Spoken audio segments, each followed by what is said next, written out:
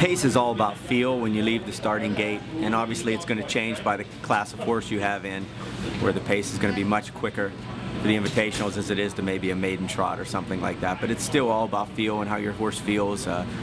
Usually the better drivers know by the 16th pole if they're in a good spot or a bad spot as far as pace.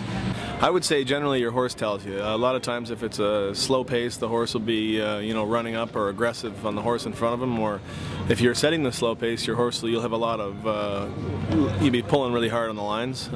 If it's a fast pace, usually, it is a lot nowadays, it usually is a fast pace, you'll be chasing your horse a little bit, asking him to go, you know, urging him with the whip a little bit, and you know, your horse will be stretched out pretty good.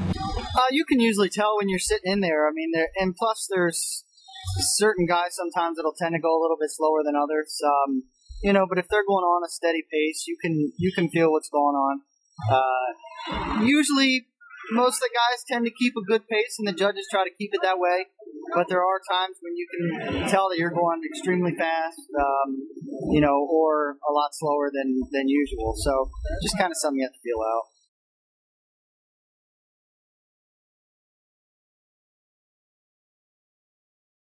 We do it so many times, thousands of times, that you get a sense of how fast you're going at certain times. But you know, at high speeds, we know how fast we're going when we're at high speeds, but if you slow it down a little bit, it's a little more difficult to tell.